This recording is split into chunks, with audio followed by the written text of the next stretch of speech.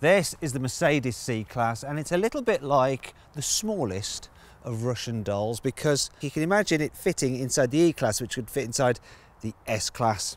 It looks super premium. Now, Mercedes has just updated it, so it's got some new lights and it's got some new tech and new engines and a simplified model range as well. And it's a kind of car you're probably going to be considering if you're also looking at a BMW 3 Series or an Audi A4. Now, the C-Class, it starts from £29,000 that you can save at the moment an average of over £5 on one through carwow. So if you want to see how much money you can save on a new car through carwow, just click on the pop-out banner up there or follow the link below the video and you can see the best offers from our trusted dealers. Let's kick off this review by talking about the design of the C-Class. So it's been around for quite a while now, but it still looks very, very elegant. The big tail lights, the chrome strips, got chrome down here as well, and on the exhaust surround, and there is a real exhaust pipe in here on this petrol model, so yay, that's good. There's even a diffuser here. It's a fake diffuser though, it's not really doing much, but it does look sporty. Down the side, strong shoulder lines and stuff. It does look quite impressive, and you've got nice bits of chrome as well, which makes it feel expensive. Now, as you move up the range, you get bigger alloy wheels, and if you go for an AMG line version, they are just a bit more sporty with bigger, more aggressive front bumpers. There is some fakery here as well, though. Look, that doesn't feed air anywhere, but it does look like a posh car. And of course, you've got not just one huge Mercedes 3-point star here, there's another one on the bonnet as well, so lots of branding. The best of nothing. The inside of the Mercedes C-Class is pretty much identical to it was before it was revised. Now, generally, I like the design, but when you compare it to the very latest Mercedes, such as the cheaper A-Class, it doesn't feel quite as modern. So here's a look at the A-Class's interior. Now have a look at this. Nice, but like I say, it's starting to feel its age a touch. But things that you touch feel expensive. Here, soft touch, here, soft touch, here, soft touch, softy, softy, even softy on the door bins, softy, and then there's metallic-y, expensive-y bits, or more metallic-y, expensive-y bits, and here, and here. There's quite a bit of bling in here, and this piano black plastic on the centre console looks good. Word of warning though, you touch it with anything and you'll scratch it. Also, things feel solid. Look, no flex in the centre console when I wobble it like I did in a Kia Stinger, and it wobbled and everyone got mad because I'd never done that before. Anyway, yeah, it feels solid. The major difference with this car though is infotainment system, and that brings me onto the specs. The C-Class range kicks off with the S model, and it gets Artico leather seats. Artico is Mercedes speak for fake. There's also rain sensing wipers, but I think you avoid the S because the rest of the spec is terrible. You get halogen headlamps. Then there's the SE model, which gets a 10-inch infotainment screen with inbuilt sat-nav. It also has a reversing camera and park assist, which will automatically park the car for you if you're rubbish at it. And heated front seats. Next is a sports model, and it gets lowered, stiffened, sportier suspension. Full LED headlights. That's my impression of a headlight. And a Napa leather sports steering wheel. The AMG line gets upgraded brakes, tinted windows. Yeah, that was my reflection. Can't see in there. And a 12-inch digital driver's display.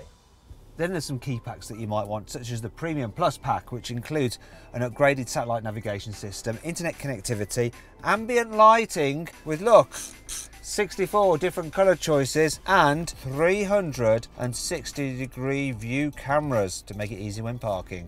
Oh, it also includes a Burmester stereo, which sounds awesome. Another one worth having is the driving assistance pack, because it includes an upgraded cruise control system, which will do the whole thing of slowing you down automatically in traffic and steering to keep you in lane. Let's continue this review by assessing the infotainment system. So it's better than the one that was previously in the C-Class.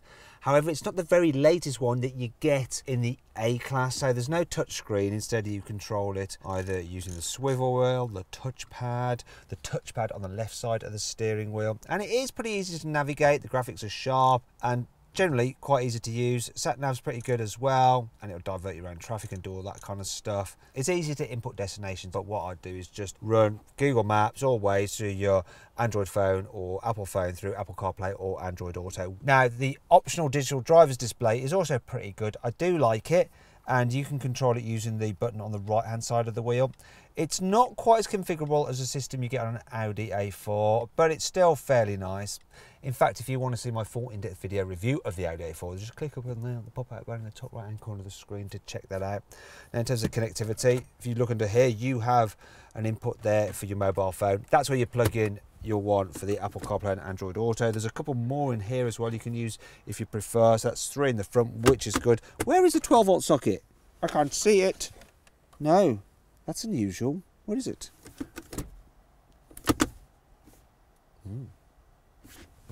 Maybe it's in the glove box. Can't even see. It's a weird opening. No, it's all right size, that is actually. Ow! I just hit my head on that.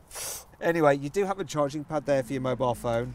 I'm going to continue with the cubby spaces. So the door bins, they are large and they are long. So you can put various bottles in there and lie them down if you so wish. And here there are some cup holders, which, yeah, fine for your coffee.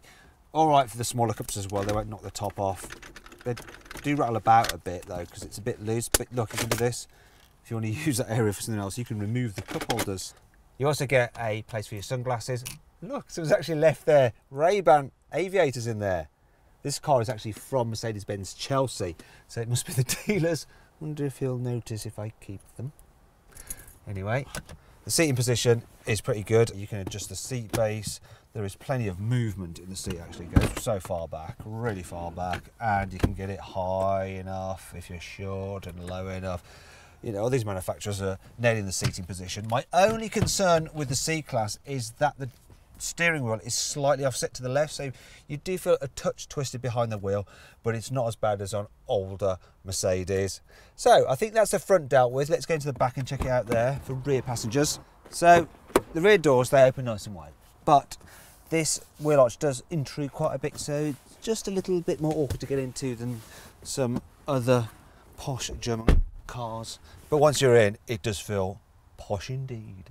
I love things like this. You've got actual flaps like on an airplane. The materials feel quality all the way back here. It is good. Knee room, that's good as well. What's not so good though, look at that headroom. My gosh, it is a little bit tight. People over 6 foot will struggle, and that's the price you pay for that sloping roofline. It's made worse by having the glass roof.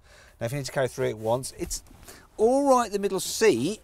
The only problem is that while you do have more headroom in the middle, the people on the outside get pushed outwards, so their heads end up hitting this roofline the way it arcs in. Also, the footwells aren't the biggest in the world, so you do end up having to play a little bit of kind of foot wars. It's not terrible, it's just not as good for carrying 3 people in the back as a BMW 3 Series. And if you click on the pop-out banner up there or follow the link below the video, you can watch my in-depth video review of that car. Can't complain about the door bins though back here, look massive, nor the fact that, well, hey, the rear windows, they go all the way down so you can lean out. If you've got kids in the back and they need to charge their mobile devices, you're going to have to use this 12-volt socket with an adapter. Though handily, they do have an ashtray if they like to smoke. Weird. Anyway, more storage here, so you've got a little tray here. In fact, that's so soft. It's almost like having a cat to stroke. It's calming. Yeah, you've got some pop-out cup holders there as well, if you need them. And if you want to carry longer items and still have people in the back seats, some through loading there, great for skis or long stuff like, I don't know, decking, I guess. In terms of carrying a child seat, no problem. I like the Isofix anchor covers. They just push back like that, so it's dead easy to mount them and you won't be losing the clips because they're permanently attached like that. And it's actually easy enough to fit a child seat in here. There is enough room. Though if you carry 2 at once, there's not much space between them, so you can't really carry a person in between. Now, while I've been speaking to you, there's this thing that's been putting me off. It's like a weird robot face in the air vents. I wish it would just look away. Go on, look away over there. Now it can freak you out. Let's move on to the boot, shall we? The capacity is about average for this size of car, though it's 10% less than the Audi A4s or the BMW 3 Series. Also, the opening isn't quite so wide, it's a bit curved, so it's a little harder to load. The load lip itself isn't too high though, it's not difficult hoiking things out of the boot. You do have some nets here and tie down hooks and hooks to hang things off. Also, there's some extra space under here, and I like how you hook that up on there as well, so you can mess around underneath here. And look, you get the classic Mercedes useful shopping little basket thing here. Yes, yeah, I don't know why I'm so impressed with that. Always am though. And as you can see, there's a decent amount of storage under that bit there. If you've got the fold down seats, just pull those levers to release them, and then have to lean in to push it all down. And it's actually quite a flat low bay, so you can push things to the front. Though it does narrow slightly towards the front, the boot does, so it does impair what you can carry in there. So what exactly can you carry? Well, with those back seats down, you can carry a bike with both wheels attached, or 2 large boxes and 1 small one, 6 small boxes, a large suitcase and a soft bag. Fold the seats back up and you can carry 2 large and 2 small suitcases and a set of golf clubs. So not too bad in all. However, let's talk about 5 annoying things about this C-Class. Apple CarPlay and Android Auto aren't standard. They cost £300. This pop-up door lock knob is a little bit old-fashioned looking, and it means you can't rest your arm up there if you wanted to. Ow, and comfy. You think it'd be a jolly good idea to put the shortcut buttons for the infotainment system with the main controller, but no, Mercedes thought not. It decided to put them up there separately. With the hybrid version, the batteries eat into boot space, and as a result you have 150 litres less load capacity. There is only one colour of paint that comes as standard, and that's white. Everything else you have to pay for. Thankfully, this car has plenty of cool features to help make up for all this. Here's 5.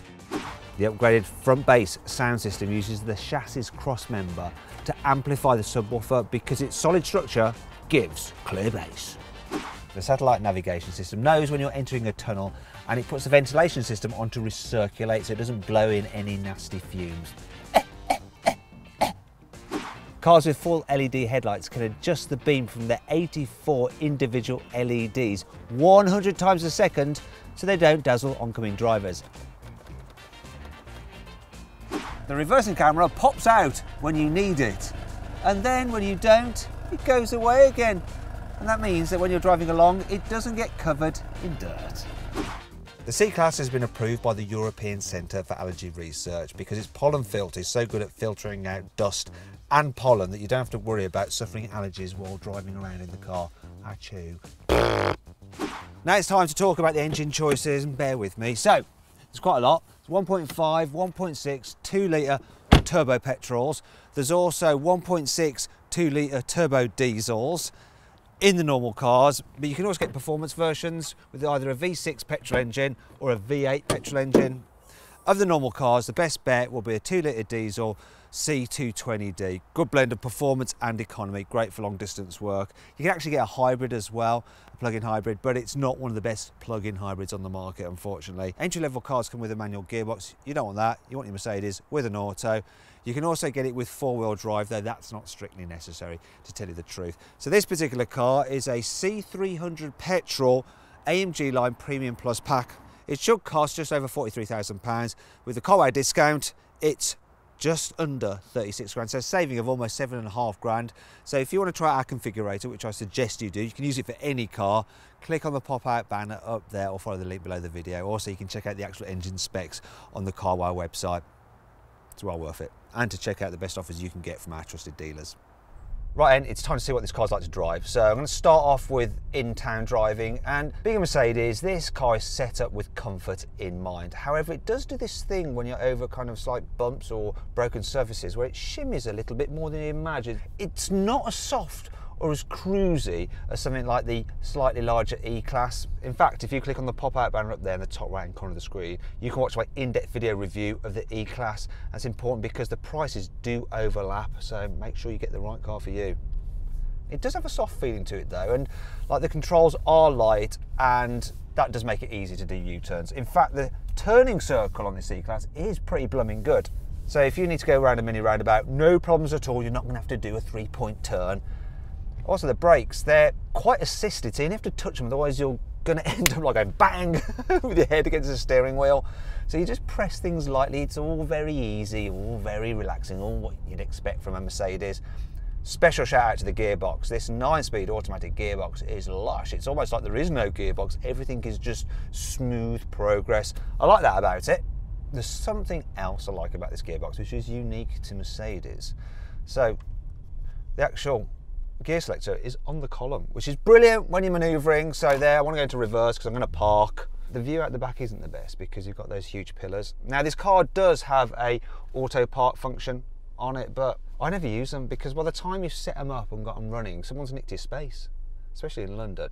But the reversing camera does help, so do the sensors. I'm going to get super close to that. Oh, look at that. Probably fit a Rizzler paper between bumpers there. Nailed it. The way you can just flip like that between drive and reverse, so super easy. Dead easy car to park there. In fact, I think that's the best I've ever parked at anything ever in my life. And you witnessed it here. Good stuff, Mercedes. When you get out on the motorway, the C-Class's slightly fidgety suspension does improve a bit, but it's still not the most comfortable for travelling long distance. But it's by no means bad. And it's reasonably relaxing, apart from, depending on the surface, you can get quite a bit of tyre noise. Now let's see what this engine is like. So it's the 2-litre turbo with 258 horsepower. I'm in comfort mode. I'm going to floor it like I need to overtake. See how fast I can get to 70. Gearbox kicks down pretty well. Oh, and it pulls pretty hard. There we go, that's 70. It's quick, and it makes quite a sporty, raspy sound. It's surprising to have that noise in a C-Class because you think it'd just be muted and quiet. I don't mind it. I don't mind it at all, actually, but it is a bit surprising. Let's check out the economy. So, yeah, this is averaging that much. Finally then, let's see what the C-Class is like when you encounter some twisty roads. So I'm going to put the car into dynamic sport plus mode. There we go. And that sharpens at the throttle response and adds a bit of weight to the steering. Makes the gearbox shift quicker as well. So here we go. Now this car is rear wheel drive, which is the setup that you have in sports cars. So let's see what happens. It actually does all right, it grips well, but nah, it's starting to like push wide and the steering feels slightly disconnected. It's a bit rubbery, shall we say. It can go around corners all right, but you do get a little bit too much body lean. It's not the sportiest of sports saloons. Oh, yeah, come on. Oh, yeah, it's a bit like hurrying your granddad down the road. Let's not do that. Let's back off. It's better to just waft about with this thing, I think. It's all right, but I'd never describe it as fun in any way, shape or form.